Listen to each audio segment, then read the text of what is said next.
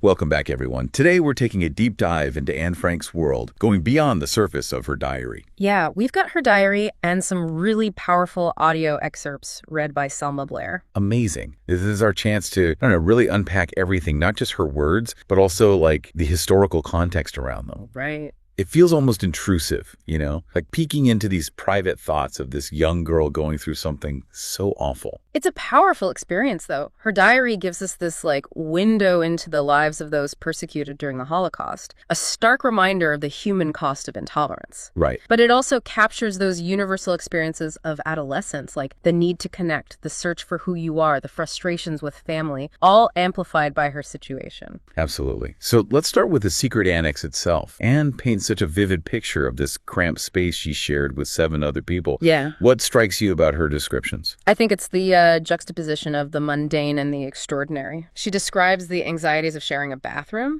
squabbles over food, hours, the boredom of being stuck inside, all normal teenage experiences. Right. But then she adds in the constant fear of discovery, the need for absolute silence during the day, the fact that their lives depend on staying hidden. It makes you realize, how quickly normal can disappear and how adaptable we are as humans. Exactly. Imagine having to adjust to this completely new reality, living with constant fear and uncertainty, all while trying to keep some sense of normalcy within the annex. And speaking of normalcy, Anne doesn't shy away from the, typical teenage drama, especially with her mother. Oh, yeah. It's almost like reading any teenager's diary, Yeah. except with this, incredibly heavy backdrop. That tension between the universal and the specific is what makes her diary so relatable. She struggles with her mother's expectations, feels misunderstood, wants independence. It's a coming-of-age story, but set against this horrific backdrop. And then there's Peter, adding another layer of complexity to the already tangled relationships in the annex.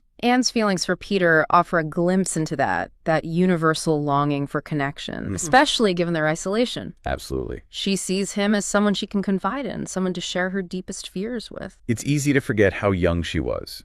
Imagine navigating those first feelings of love and attraction while living under constant threat. It's a testament to the power of human connection, even in the most difficult circumstances. It's a reminder that even in suffering, life, in all its messiness, still persists. And also reveals remarkable maturity for her age. She questions her faith, thinks about the meaning of life, analyzes her flaws. Her diary shows her intellectual curiosity and her desire to understand the world. Even as that world shrinks to just the annex, she reads everything. She absorbs information from the radio. She has deep philosophical talks with the adults. It's almost as if she uses writing to process not just her own experiences, but the bigger questions of humanity that the war forces her to confront. You're right. It's more than a personal record. It's a space for her to grapple with huge questions. Morality. Justice, the meaning of life. She's not just documenting, she's making sense of it all. We hear a lot about Anne's optimism, her belief in the good of humanity, but she also has moments of doubt, despair, anger even. How do we reconcile those seemingly contradictory emotions? Her diary's full of contradictions because it captures what it means to be human. We're complex, capable of holding opposing feelings at the same time. Her hope doesn't erase her despair, it exists alongside it. And it's that honesty, that raw portrayal of being human that makes her story so powerful. It's a reminder that strength and vulnerability aren't mutually exclusive. They often coexist, especially in hard times. Exactly. Anne's vulnerability is part of what makes her so strong. It's clear the diary was a refuge for Anne, a space to be herself without judgment. But in 44, she starts revising her entries, almost like she's thinking about an audience. What caused that shift? Well, remember that radio broadcast Anne mentioned? The one asking for accounts of life under Nazi occupation? It seems to have sparked a desire in her to make her story into something more than a diary, maybe a testament, a way to share her experiences. So she's not just writing for herself anymore, she's thinking about a reader. Exactly. And that raises the question, did that awareness change her writing? Did she, consciously or not, shape her narrative to create a specific image of herself? That's a question we'll definitely explore as we dive deeper into Anne Frank's world. But first, let's step back and consider the historical context that shaped her life and ultimately led to her tragic fate. It's crazy to think about, you know? Her diary is so personal, but you can't ignore the bigger picture, the history happening around her. Her life in hiding, it was the direct result of the Nazi occupation of the Netherlands, the persecution of Jews. It's just chilling, you know? While Anne's dealing with all the normal teenage stuff, the world outside is falling apart. It was a terrifying time for the Jewish community in Amsterdam. The Nazis, they kept tightening the restrictions, their movement, education, work, their right to exist. He mentions call-up notices in her diary. What were those exactly? Those were basically orders Jews had to report, usually to transit camps, like Westerbork. Yeah. It was the first step in this awful journey. For many, it ended at extermination camp, Auschwitz. Westerbork, that was in the Netherlands, right? Yeah. It's hard to believe that something like that could exist in a supposedly civilized country. It's a reminder that even in democracies, even in places that seem tolerant, intolerance can grow, especially in times of crisis. Makes you think about the role of ordinary citizens. Did people know what was happening? Did they resist? Did they help? That's a tough question. Dutch society, it was divided during the occupation. Some people, they risked everything to hide Jews. Others looked away, or worse, they collaborated. It's a reminder that history is complicated, not black and white. Exactly. There are so many shades of gray, moral choices, individual decisions, all shaping what happened. And even within the Jewish community, there were different responses. Right. Some went into hiding, like Anne's family. Others followed the Nazi directives, hoping to survive. There's a part in the diary where Anne talks about a family friend who decided to go to the authorities rather than hide. She's confused, angry, even judgmental. It shows how trauma, how fear can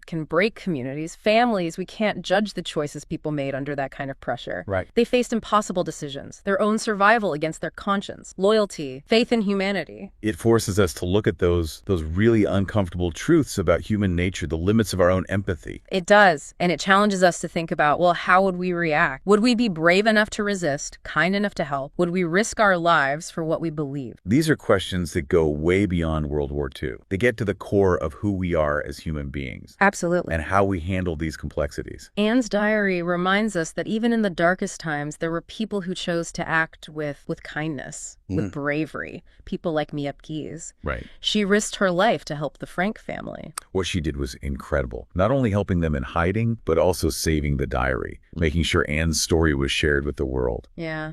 It's a testament to the power of one person. Miep's decision, it changed Anne from a victim into a symbol of resilience, hope, the human spirit. But even with Miep's bravery, tragedy won out in the end. On August 4th, 1944, the annex was raided. Anne and the others were arrested. It's heartbreaking to read those entries. You can feel the fear, the uncertainty building up to that day. The outside world, which had always felt so far away, it came crashing in. What happened after they were arrested? First, they were taken to a prison in Amsterdam. Then to Westerbork, that transit camp, the place where Jews were sent to the concentration camps. Then from Westerbork. Anne, her sister Margot, and her mother Edith, they were all sent to Auschwitz. It's almost impossible to imagine what they went through there. The systematic dehumanization, the horrific conditions, the constant threat of death. It's so painful to even think about, but we can't turn away from it. You're absolutely right. It's by understanding these horrors that we can try to stop them from happening again. Anne's story, as personal as it is, represents the millions who died during the Holocaust. Her diary gives them a voice, a face, and it reminds us of how precious, how fragile life is. And even in the darkness, there's hope. The fact that her diary survived, that it was saved and shared, shows the power of stories. Her words, they still resonate with us today. Yeah. They challenge us to fight prejudice, to be empathetic, to never forget what happened. We've talked about the historical context, the horrors of the camps, but there's this other layer to the story that we need to look at, the different versions of her diary.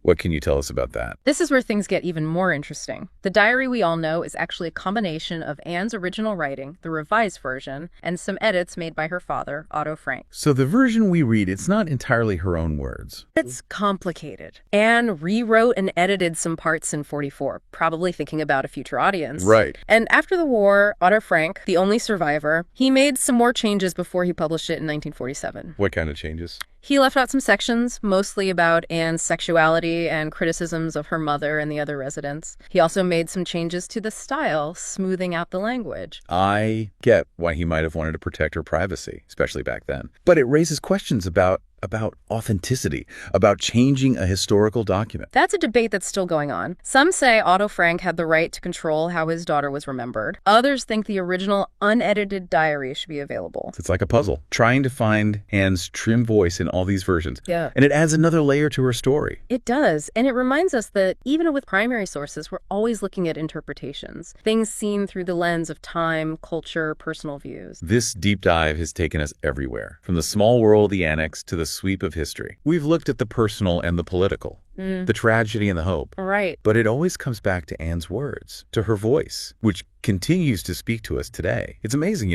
this diary, written by a teenager hidden away, has become one of the most read books ever. It's been translated into over 70 languages, and that shows how universal it is. Anne's story is specific, yeah, but it goes beyond that time and place. Her adolescence, her search for connection, for meaning, it speaks to everyone. There's a line in the diary that really sticks with me. She writes, "It's a wonder I haven't dropped all my ideals. They seem so absurd, so impossible. But I keep them, because in spite of everything, I still believe people are good at heart." It's incredible, isn't it? Her resilience, her hope in the face of such darkness. Yeah, but we also see those moments of doubt, anger, despair. Of course. It makes her story all the more real, human. Exactly. Her diary isn't some simple story about heroism. It's about a young girl facing the reality of war, prejudice, of how fragile life is.